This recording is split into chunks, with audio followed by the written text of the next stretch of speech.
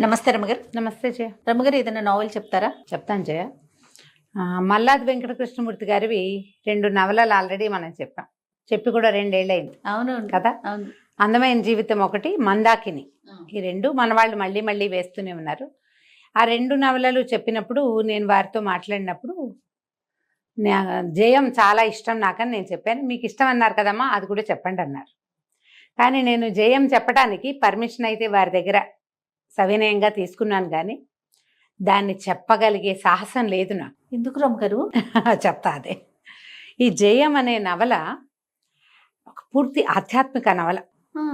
అందులో ఉన్న స్పిరిచువల్ థింగ్ని నేను సరిగ్గా ప్రజెంట్ చేయగలనో లేదో, దాంట్లో ఆయన చూపించిన ఆధ్యాత్మిక విషయాలని నేను బాగా చెప్పలేనేమో అని అట్లా పోస్ట్ పోన్ చేస్తూ వచ్చా. ప్రతిసారి ముందు మల్లాది గారిది ఒక పుస్తకం అని చెప్తూనే ఉన్నాను అనుకుంటూ కూడా నేను పుస్తకం చేత్తో పుచ్చుకోవటం, పట్టుకురావాలని, ఇదిగో దాన్ని తీయడం మళ్ళీ వద్దులే, ఇంకా నేను బాగా చెప్పలేను. ఇప్పుడు కూడా నాకు పూర్తి ధైర్యం ఉందని నేను అంటలా. పూర్తిగా నేను దాన్ని సరిగ్గా ప్రజెంట్ చేయగలనన్న గట్టి నమ్మకం నాకు లేదు. ప్రయత్నం చేస్తా. అంత స్పెషల్ అయితే చాలా. ఈ మాట అంటున్నారంటే నిజంగా ఆలోచించాల్సింది. చాలా స్పెషల్. నాలాంటి వాళ్ళు ఎవరైనా సాహసం చేయాల్సిందే దాన్ని. అంత గట్టి పుస్తకం. చాలా బాగుంది కూడా. యాక్చువల్గా ఈ పుస్తకం చదివే నాటికి నాకు భగవద్గీత మీద కొంత అవగాహన ఏర్పడింది. దానివల్ల ఇది నాకు అర్థమైందని నేను నమ్ముతున్నా.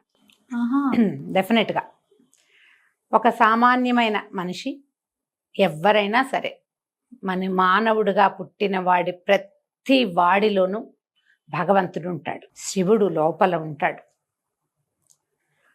అది శివుడు ఉన్నాడని, నేనే వాడినని తెలుసుకోవటం చాలా కష్టం. ఎన్నోసార్లు పుడితే గాని మనిషిగా అది తెలుసుకోలేకపోతారు. నేనన్నది వేరు, ఈ దేహం వేరు, ఇదొక చొక్కా మాత్రమే అని మనకు అర్థం కావటం అసలు కష్టం. తెలీదు ఎవరికి. మనకు అప్పుడప్పుడు తెలుస్తుంది మనదేం లేదు, ఇది మనం కాదు అని. ఒక దశలో ప్రతి మనిషికి జీవితంలో ఎప్పుడో ఒకసారి ఒక స్పార్క్ లాగా వస్తుంది. దాన్ని పట్టుకుని నేను వేరు, ఇది వేరు అని ఖచ్చితంగా తెలుసుకోవటం ఎవరో మహానుభావుల వల్ల అవుతుంది. వాళ్ళని మనం గురువులు అంటాం, అవధూతలు అంటాం, మునులు ఋషులు అని చెప్పుకుంటాం, బాబాగారు అనుకుంటుంటాం. రేర్గా ఉంటారు కొంతమంది. అలాంటి వాళ్ళు మనతో పాటే తిరుగుతూ కూడా ఉండొచ్చు. వాళ్ళు అది తెలుసుకున్న వాళ్ళు, భగవంతుని దర్శించిన వాళ్ళు, తమలో ఉన్న దైవాన్ని తమే కంటితోటి చూడగలిగారు అని మనకి అర్థం కాదు. అలాంటిది ఒక పాయింట్ ఉంటుందని కూడా తెలీదు మామూలు వాళ్ళకి. ఆ తెలియని ఒక పాయింట్ని ఒక నవల రూపంలో రాశారు. ఇప్పుడు ఇది చూడు, ఎంత పెద్ద విషయం. దీన్ని నవల అనగానే మామూలుగా చదివించటం కుదురుతుందా? అస్సలు. ఇది మనకు అర్థం కాదని మానేస్తాం. అవునవును కదా. స్పిరిచువల్ థింగ్ ఎవరికి అర్థం అవుతుంది? ఇంత స్పిరిచువాలిటీ మనకు అర్థం కాదు, అలా భావిస్తాం. కానీ చదివింపచేసే స్పిరిచువాలిటీ ఉంది జయం పుస్తకంలో. ఎంత బాగా రాశారంటే మల్లాది గారు, హ్యాట్స్ ఆఫ్ వారికి. అంత బాగుంటుంది. ఈ మొదటిసారి చదివినప్పుడు నేను గూస్ బంప్స్ అట్లాగే ఉండిపోయినాయి జయ. నాకు మీరు చెప్తుంటేనే అనిపిస్తోంది నాకు. చాలా అంటే చాలా చాలా చాలా 100 చాలాలు బాగుంటుంది. మీరు గనక ఆల్రెడీ భగవద్గీత మీద ఆసక్తి ఉంది, దైవం గురించి కొంత తెలుసుకోవాలని ఉంటుంది, ఏవో చదువుతారు, వింటారు ప్రవచనాలు, వాటి మీద ఆసక్తి ఉంటే గనక తప్పకుండా మల్లాది వెంకటకృష్ణమూర్తి గారి జయం చదవండి. ఇదే పుస్తకం ఇంతే ఉంది, చిన్న సైజే, అంత పెద్ద పుస్తకంగా అనిపించట్లేదు కదా. ఇందులో ఒక బాబా గారి గురించిన కథ. వీరు ఒక సామాన్య కుటుంబంలో జన్మించారు. ఈ కథ ఎట్లా ప్రారంభం అవుతుందంటే, ఒక రాష్ట్రపతి భవన్ తోటి స్టార్ట్ చేస్తారు. రాష్ట్రపతి భవన్లో ఒక చిన్న ఉద్యోగం చేసే ఒక అతనికి కొరియర్ వస్తుంది. అందులో ఉన్న విషయం చదవగానే ఆ కొరియర్లో అదేంటంటే, ఒక మామూలు న్యూస్ పేపర్ అంటే ఏమంటారు, చీరల అడ్వర్టైజ్మెంట్కి వాటికి పేపర్లు పాంప్లెట్లు ఇస్తారు కదా, ఆ పాంప్లెట్స్లో నుంచి చింపబడిన ఒక చిన్న కాగితం మీద 2 వాక్యాలు రాసుంటాయి. అతను ఏడుస్తాడు అది చూడంగానే. ఇంతలో రాష్ట్రపతి, ప్రెసిడెంట్ నిన్ను పిలుస్తున్నారని కబురు వస్తుంది. ఇతను లోపలికి వెళ్తాడు. ఫస్ట్ టైం అది చదివినప్పుడు ఏ గూస్ బంప్స్ వచ్చినా ఇప్పుడు వస్తున్నాయి నాకు. అయితే ఈ రాష్ట్రపతి ఇతను లోపలికి వెళ్ళేసరికి ఆయన కళ్ళు తడిగా ఉంటాయి, ఇతను కూడా అదే భావోద్వేగంలో ఉన్నాడని ఆయనకు అర్థమవుతుంది. వాళ్ళిద్దరూ రాష్ట్రపతి, ప్రెసిడెంట్ ఆఫ్ ఇండియా, అక్కడ ఒక స్కావెంజర్గా చిన్నగా పనులు చేసే ఒకతను కావలించుకుని ఏడుస్తారు, ఒకళ్ళనొకళ్ళు కౌగిలించుకుని, వాళ్ళ స్థాయి మర్చిపోయి.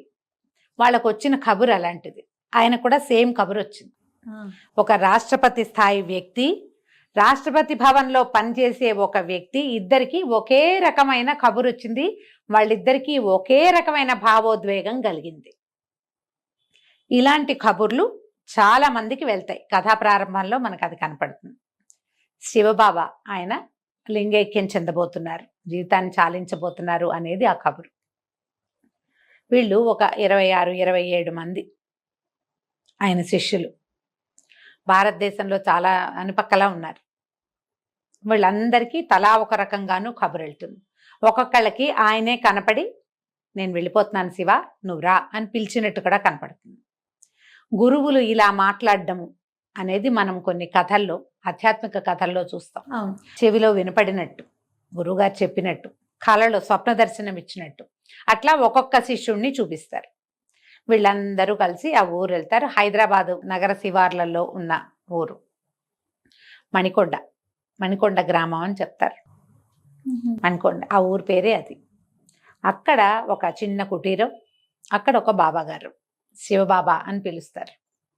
ఆయన ఇంకొక 2 రోజుల్లో ఈ శరీరాన్ని నేను వదిలి వెళ్ళిపోతాను అని వీళ్ళందరికీ తెలియజేస్తారు. అదంతా చాలా పరమ దుఃఖంలో ఉంటారు. ఆయన గురించి కూడా కొంచెం చిన్న బ్రీఫ్ ఇది ఇస్తారు. వస్త్రాలు లేవు వారికి, దిగంబరంగానే ఉంటారు. ఆవు పాలు మాత్రమే సేవిస్తారు, అంతే ఆహారం. ఈ ఆవు పాలు కూడా బయట నుంచి వచ్చినవి కాదు, వాళ్ళ దగ్గరే ఆవులు ఉన్నాయి. దూడలు తాగిన తర్వాత మిగిలితే అవి పాలు, దూడలు తాగాక ఆవు దగ్గర నుంచి పాలు లేకపోతే లేదు, ఇంకా ఆహారం లేదు, అంత తక్కువ ఆహారం. ఏవో పిట్టలు పిచ్చుకలు అవి ఇవి ఉంటాయి. ఎవరో ఇప్పుడు వంట అయిందా అని అడుగుతారు శిష్యుల్ని, అక్కడ ఉన్న వాళ్ళని. వంట అయిందంటే ఇంకో 40 మందికి వండండి, ఎవరో వస్తున్నారని చెప్తారు. వారికి అట్లా తెలుస్తుంది. అట్లా ఒక ప్రత్యేకమైన వ్యక్తిగా ఈ శివబాబాని చూపిస్తారు. ఈయన త్వరలో 1-2 డేస్లో వారు వెళ్ళిపోబోతున్నారు కాబట్టి ఈ శిష్యులందరూ చేస్తారు. మహా దుఃఖంలో ఉంటారు. గురువు లేకపోతే, గురువే కదా మనకి దారి చూపించేవాడు. అయితే ఆయన వారి ఆత్మకథని వారి నోటి నుంచి వీళ్ళందరూ వింటారు. కర్నూలు ఆ ప్రాంతానికి చెందిన ఒక పల్లెటూరులో జన్మించారు. వాళ్ళకి 3 ఆడపిల్లల తర్వాత ఒక కుమారుడు కలిగాడు. ఆ కుమారుడి జాతకం చూపించినప్పుడు అబ్బో చాలా అద్భుతమైన వ్యక్తి అవుతాడు అని చెప్తారు. అయితే ఈయన ఆ పుట్టిన కుమారుడు సన్యసించటానికి అవకాశం ఉందని తెలుస్తుంది వాళ్ళకి. ఆ ఇంట్లో ఒకప్పుడు 2 తరాల ముందు ఈయన ముత్తాత గారి కాలంలో ఒక సన్యాసి వాళ్ళ ఇంట్లో భోజనం చేయడానికి వచ్చాడు. వచ్చినప్పుడు ఆయన కేకలేసేసరికల్లా ఆ సన్యాసి ఆయన శపించాడట. నేను గనక వస్త్రాలతోటే సన్యాసినైతే సరే, కాదు నిజంగానే నేను సన్యాసినైతే నీ ఇంట ప్రతి తరంలోనూ ఒక సన్యాసి ఉంటాడు అని. అట్లా వాళ్ళ ఇంట్లో ప్రతి తరంలోనూ సన్యాసం తీసుకునే వాళ్ళు ఉన్నారు. ఇప్పుడు ఏ కుర్రవాడైతే జన్మించాడని చెప్తున్నామో అతని బాబాయ్ కూడా ఆల్రెడీ సన్యాసం తీసుకున్నారు. వాళ్ళ ఇంట్లో పుట్టాడు ఈయన. అతని జాతకం చూసిన ఆ జ్యోతిష్యకర్త గారు, ఆయన జ్యోతిష్యులు మునిరత్నం అని పేరు పెట్టారు. ఈయన అద్భుతమైన వాడు, యోగి, ఇక్కడ జన్మించాడు అని చెప్పి నన్ను కరుణించమని పసిపిల్లవాడి కాళ్ళని ఎత్తి మీద పెట్టుకున్నాడట ఆయన. ఆ కథలో అట్లా రాస్తారు. క్రమంగా పెద్దవాడు అవుతారు. ఈ లోపల రమణాశ్రమానికి వెళ్తారు ఒకసారి. వీళ్ళు పిల్లవాడు చిన్నప్పుడే అన్నప్రాసం చేయడానికి వెళ్తే అక్కడ ఈ కథలో మనకి భగవాన్ రమణులు వారిని గురించిన ప్రస్తావన ఉంటుంది. వారివి కొన్ని వాక్యాలు కొన్ని ఉటంకిస్తూ ఉంటారు అక్కడక్కడ. అప్పుడే భగవాన్ రమణులని, వారికి వెంకట్రామన్కి రమణులని పేరు ఇచ్చినటువంటి కావ్యకంఠ వాసిష్ఠ గణపతి వారు కూడా కనపడతారు ఈ కథలో. ఆయన ఈ పిల్లవాడి జాతకం చూసి ఇతడు సన్యాసి అవటానికి అవకాశం ఉంది అని ఒక హింట్ ఇస్తారు. కాకపోతే తల్లి బాధపడుతుంది, ఒక్క కుమారుడని కొంచెం మాట మారుస్తారు, కానీ చెప్పకనే చెప్తారు. అయితే ఈవిడేం చేస్తుందంటే పిల్లలందరికీ శ్లోకాలు స్తోత్రాలు అవి ఇవి నేర్పించి, బ్రాహ్మణ కుటుంబం కాబట్టి కుర్రాడికి మాత్రం ఏం చెప్పరు. ఇంగ్లీష్ చదువు స్కూళ్ళల్లో వాటిల్లో ప్రవేశపెడతారు. ఏం పెద్ద ఆసక్తిగా ఉన్నట్టు ఉండడు. 15-16 సంవత్సరాలు వచ్చాక వివాహం చేద్దామని కూడా ఆ కాలంలో అట్లా చేసేవాళ్ళు కదా. అక్కయ్య కూతుర్ని ఇచ్చి పెళ్లి చేద్దాం అనుకుంటారు. అయితే వీళ్ళ పెద్ద బావ తమ్ముడు ఒక క్యారెక్టర్ని పరిచయం చేస్తారు. అతనితో కలిసి ఆయన ఈమె మునిరత్నం దీనికి వెళ్ళారట, చిన్న ఏమంటారు మన తీర్థయాత్ర లాగా చుట్టుపక్కల దేవాలయాలు అవి చూడడానికి వెళ్ళినప్పుడు 2-3 దేవాలయాల్లో భోజనాలు పెట్టే ఆహారం దొరికేది కదా. ఇప్పుడు మనకు కూడా మనం కొన్ని చోట్లకి వెళ్తే అక్కడ చక్కగా భోజనం పెట్టేస్తారు. భోజనం బాగుంది లేదు అలా ఆలోచించుకునే ఏజే. అయితే వీళ్ళు అలా తిరిగి వెళ్తూ కొల్లూరు మూకాంబిక అమ్మవారి దేవాలయంలోకి వెళ్తారు. అంతకు ముందే ఈయన వాళ్ళ అమ్మగారి దగ్గర దేవి అపరాధ స్తోత్రం నేర్చుకుంటాడు. స్కూల్లో ఒక పోటీ ఉందండి. దేవి అపరాధ స్తోత్రం చక్కగా నోటికి వచ్చి ఉంటుంది.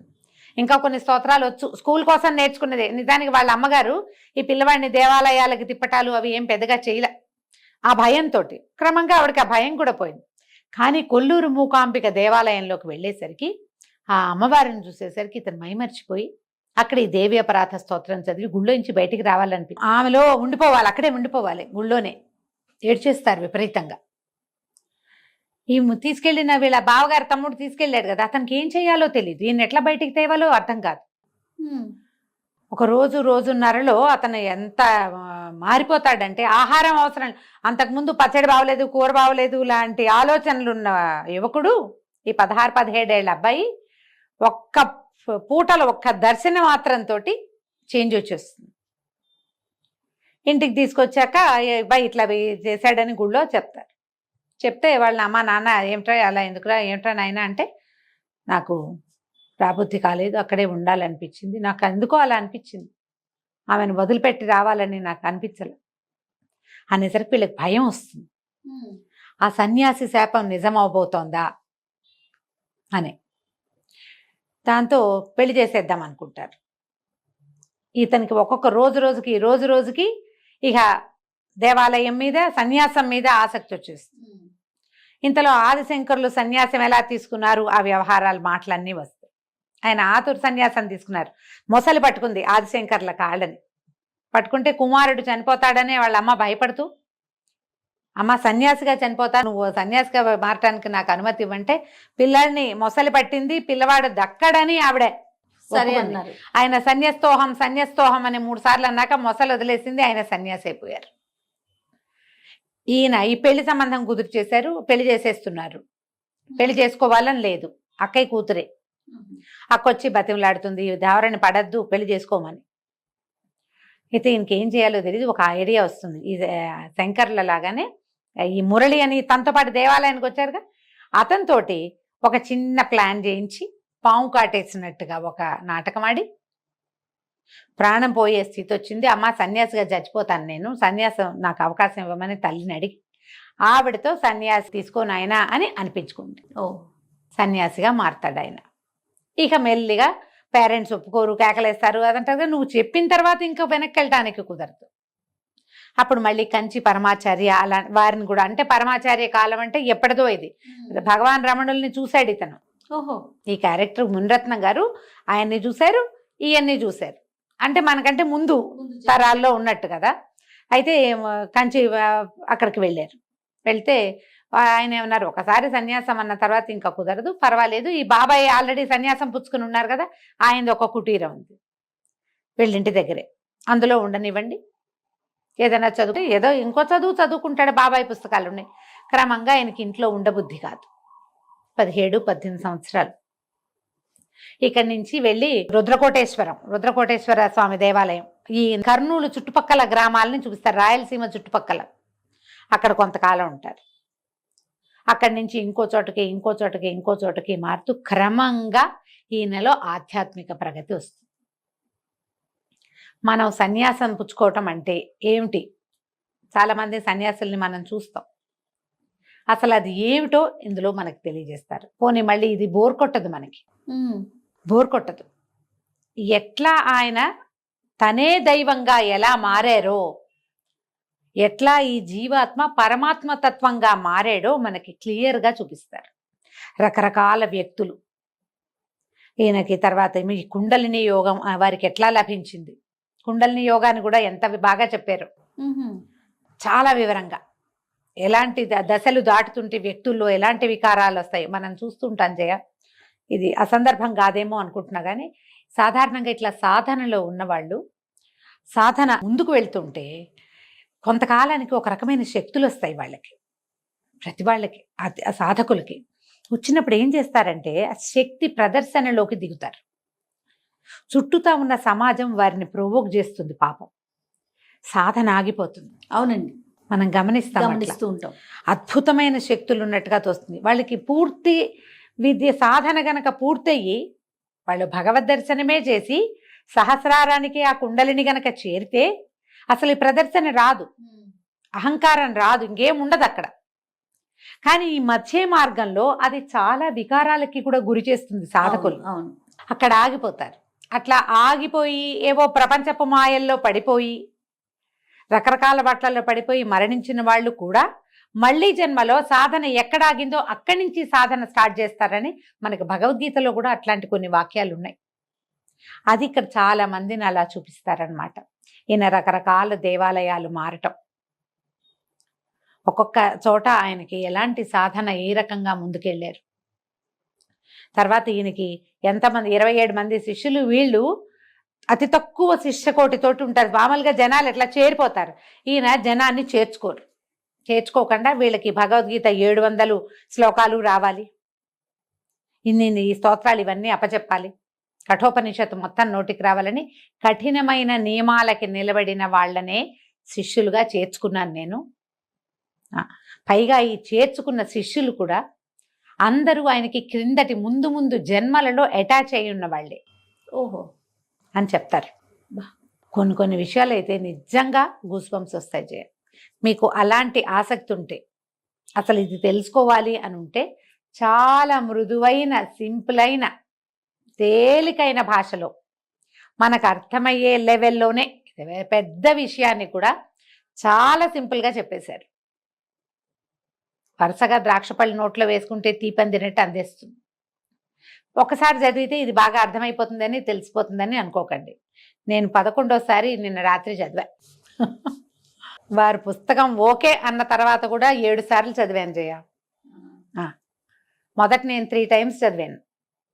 నాకు చాలా నచ్చింది. వారితో చెప్పా నాకు ఇది నచ్చింది అని. ఆయన ఎస్ మీరు చెప్పండి అమ్మా అన్న ప్రతిసారి మళ్ళీ చదువుతున్నాను. ఎందుకంటే మా కథ కాదు ఇది, అదే కదా విషయం. నేను బ్రీఫ్గా చెప్తున్నా. అదే ఆ బ్రీఫ్గా చెప్పడానికి కూడా ఇందులో ఏముంది, నేను సరిగ్గా చెప్పాలి కదా, సరిగ్గా ప్రజెంట్ చేయాలా. ఆ భయంతో మళ్ళీ చదివి మళ్ళీ నిన్న రాత్రి కూర్చుని మళ్ళా 11వ నేను చదివాను. లెక్కేసుకుంటున్నాను, నేను గీతలు గీసి పెట్టుకున్నాను. దీన్ని మనం నవలగా కాదు, మన ఆధ్యాత్మిక ప్రగతికి ఒక సహాయకారి పుస్తకంగా కూడా భావించవచ్చు. ఈయన లింగైక్యం చెందటము, శివైక్యం చెందటం, తర్వాత మాకు ఇంకొక భౌతిక గురువుని ఇవ్వమని వీళ్ళు అడిగేసరికి ఒక గురువుగారు వస్తారు. ఆ టైంకి ఈయన వెళ్ళే టైంకి గురువుగారు వచ్చేస్తారు. తన శిష్యులకి తనలాగా ఒక ఫిగర్ కావాలి, ఏమంటారు గురువు, భౌతిక గురువు కనపడాలి గురువు. దానికోసమని వారిని రమ్మంటారు. ఆ ప్రెసిడెంట్ గా ఉన్న ఆయన తప్ప మొత్తం మిగిలిన శిష్యులందరూ చేరిపోతారు. ఆయన రాలేరు. అయితే ఆయనకి, ఆ ప్రెసిడెంట్ గా ఉన్న ఆయనకి, ఈయన వెళ్ళి అక్కడ ఆయనతోటి కాసేపు మాట్లాడి ఆయన్ని సమాధానపరుస్తారు. మనకు అది చూపిస్తారు. ఈ గురువుల్లో మనకి ఆధ్యాత్మిక ప్రగతి సాధించిన వాళ్ళు ఒకే సమయంలో 3-4 చోట్ల ఉండగలరు. కొంతమంది గురుగారుల గురించి మనం వింటాం, అది చూపిస్తారనమాట. ఆయనతో మాట్లాడి నువ్వు ఇంకా ముందుకెళ్తావు, నువ్వు ఫలానాది చెయ్యి. ప్రతి వాళ్ళకి వాళ్ళు మోక్ష సాధనకే ప్రతి జీవుడు ప్రయత్నిస్తాడు. అది అర్థమయ్యే పుటకొస్తుంది, అర్థం కాని పుటకొస్తుంది. మనం ఎట్లా పుడతామో తెలియదు కదా. మనం అర్థమయ్యే సమాజం, అర్థం చేసుకోగలిగే సమాజం, అర్థం చేసుకోగలిగే పరిస్థితులు అవి ఉన్న చోట మనం పుట్టేమనుకో కొంత తెలుస్తూ ఉంటుంది. ఆ సమాజంలో పుట్టినా కూడా మనం జడంగానే ఉండేవాళ్ళు కనపడతారు కదా. పద్ధతులు, తీర్లు, తెన్నులు పాటించరు, విధానాన్ని పాటించరు, భగవంతుణ్ణి ప్రశ్నిస్తారు, మోక్షం అనేది లేదనుకుంటారు, పునర్జన్మని నమ్మరు. ఇప్పుడు ఉన్నారు కదా ఎథిస్ట్ అంటారు. ఈ ఎథిస్టిక్ గా ఉండడం ఉంది కదా, అది సమాజాన్ని పట్ల ఏం లేదు. వీళ్ళ తలుకు జన్మే వాళ్ళు ఎంత ముందుకెళ్ళారు అనే దాన్ని బట్టి రుణానుబంధాలు ఉంచుకోకూడదు అనేది కూడా చెప్తుంది పుస్తకం. రుణాలు పెంచుకోకూడదు. ఎంత బ్యూటిఫుల్గా చెప్తారంటే కొన్ని విషయాలు అయితే సింపుల్గానే, చాలా పెద్ద మ్యాటర్. నువ్వు ప్రతిసారి అడుగుతావు, నువ్వు మామూలుగానే ఉండి మీరు ఇలాంటి విషయాలు ఎలా మాట్లాడతారు అని. దానికి ఈ పుస్తకం చాలా సహాయం చేసింది జయ. ఇదొకటే కాదు, ఇలాంటివి చాలా పుస్తకాలు, అందులో ఇదొకటి. నేను కూడా చాలా పెద్ద స్పిరిచువల్ థింగ్ని చదివితే అయోమయంగా అయిపోతాను నేను, అర్థం కాదు. మనకి సులువుగా ఉండే భాష కావాలి కదా, ఆ సులువైన భాషలో ఈ బుక్ నన్ను ముందుకు వెళ్ళింది. జయం చదివితే మీలో వచ్చే మార్పు మీరు ఖచ్చితంగా తెలుసుకుంటారు. దీని తర్వాత వచ్చిన కొన్ని పుస్తకాలు ఇలాగే ఆధ్యాత్మికంగా ముందుకు తీసుకెళ్లే బుక్స్ రాశారు వారు. వాటన్నిటికంటే కూడా నాకు ఇది ఇష్టం. నాకు అవకాశం ఇస్తారా రమ్మగారు, చదువుకునే అవకాశం? డెఫినెట్ గా. ఆ పుస్తకం నాకు ఇస్తే ఇస్తాను. ఒక్కసారి నేను చదివి మళ్ళీ మీకు ఇస్తాను. ష్యూర్. నువ్వు తర్వాత 2-3 ఈ పుస్తకం చదవండి అని చెప్తావు. అదే తప్పకుండా. స్లోగా వెళ్ళి హైరాన్ పడిపోకూడదు. మనం కథ చదివేసి తెలిసేసుకోవాలనుకోకూడదు. ఒక్కొక్క విషయం తాపీగా చదువుతూ ఉంటే తెలుస్తుంది. నాకు విశ్వనాథ్ సత్యనారాయణ గారు చాలా ఇష్టం జయ. విశ్వనాథ్ సత్యనారాయణ గారి పుస్తకాల్లో ఆఖరికి నేపాల్ రాజవంశ కథలు, అలాంటివి రాజవంశాల కథల్లో కూడా ఆయన కొన్ని రకాలైన ఆత్మ సిద్ధాంతాలని డిస్కస్ చేస్తారు. అదొక విచిత్రము అని స్టార్ట్ చేస్తారు. చిన్నప్పుడు ఏం చేసేదాన్ని అంటే, అదొక విచిత్రము దగ్గర నుంచి 20 పేజీలు టపటపటప తిప్పేసేదాన్ని. వద్దని అర్థం కాదు మనకి, నాకు అర్థం కాదు, నా చిన్నతనం కదా. అయిపోయి ఆ విచిత్రం పూర్తయిపోయాక ఆ కథ స్టార్ట్ అయ్యే దగ్గర చదివేవారు. నేను అలా మొత్తం పుస్తకాలన్నీ అదే కథ. బాగా పెద్ద అయ్యాక ఐడియాస్ మారిన తర్వాత నేను మిగిలిన పుస్తకాలన్నీ నేను చదివేసినవి. అసలు నేపాల్ రాజవంశ కథలు, తర్వాత ఏమో మొత్తం ఇంచుమించుగా అన్ని కథలు, ఆ పేరు ఈ పేరు అని లేదు, అన్ని పుస్తకాలలో కూడా కాశ్మీరీ రాజవంశ కథలు. అవి కూడా ఇప్పుడు స్టోరీ ఏం చదవను నేను, ఆ విచిత్రం దగ్గర మొదలు పెడతా. ఆ 20 పేజీలో 15 పేజీలో చదివితే కొంచెం బుద్ధి వికసిస్తుంది మనకి. ఎందుకంటే ప్రతి వాళ్ళకి హృదయ కుసుమంలో భగవంతుడు ఉంటాడు. ఆ కుసుమం విరబూస్తేనే తెలుస్తుంది. ఇట్లా మొగ్గలా ఉంటుంది, మొగ్గలా ఉన్నాడు భగవంతుడు. ఆ మొగ్గ ఎప్పుడు వికసించాలి? అందరిలోనూ ఉంది మొగ్గ. అదే కదా, మొగ్గగా ఉంటే కుదరదు కదా. అదే కదా మనం భగవద్ దర్శనం చేయగలిగేది. ఆ వికాసము మనకి ఇలాంటి పుస్తకాల వల్ల వస్తుంది. అందుకనే నేను వీరి దగ్గర ఇది పర్మిషన్ తీసుకున్నాను, సాహసించి 2 ఏళ్ల తర్వాత ఇప్పుడు చెప్పడానికి ట్రై చేశానని భావిస్తున్నా. మీకు ఎంత మటుకు అర్థమైతే అంతవరకు పుస్తకం కొని చక్కగా చదవండి, చాలా విషయాలు తెలుస్తాయి. ఇందులో మనకి రాసింది రమణ మహర్షి గురించి, రామకృష్ణ పరమహంస చెప్పిన వాక్యాలు కొన్ని, చంద్రశేఖరేంద్ర సరస్వతి మహాస్వామి వారు చెప్పినవి, మలయాళ స్వామివి, అట్లా కొంతమంది ఉటంకించినవి వారి వాక్యాలు, అవి కూడా బ్రీఫ్గా కనపడతాయి. ఇన్ని సంవత్సరాల నుంచి మీరు నాకు స్టోరీలు చెప్తా ఉన్నారు, వింటా ఉన్నాను కదా రమ్మగారు. నాకు ఎప్పుడు కూడా మీరు చదివిన బుక్ నేను చదవాలన్న ఆలోచన రాలా. ఎప్పుడైనా తీసుకున్నా కూడా హనీ కోసం తీసుకుంటాను అంతే, దానికి సంబంధించిన బుక్స్ ఉంటే గనక. ఫస్ట్ టైం మీ ముఖ కవలికలు చూశాక ఖచ్చితంగా ఇది నేను చదవాలి అని అనిపించి మిమ్మల్ని అడుగుతాను. ఇది విన్న వాళ్ళందరూ చదవాల్సిందే తప్పకుండా రమ్మగారు. Thank you so much. చదివి నేను నా అభిప్రాయం చెప్దు గారు, నాకు వచ్చిన ఫీలింగ్ చెప్తా. అభిప్రాయం అంత పెద్ద పదం కాదు, కానీ నాకు వచ్చిన అనుభూతి ఏదో మీతో షేర్ చేస్తాను తప్పకుండా. థ్యాంక్ యూ సో మచ్ రమ్మగారు. నమస్తే. నమస్తే జయ.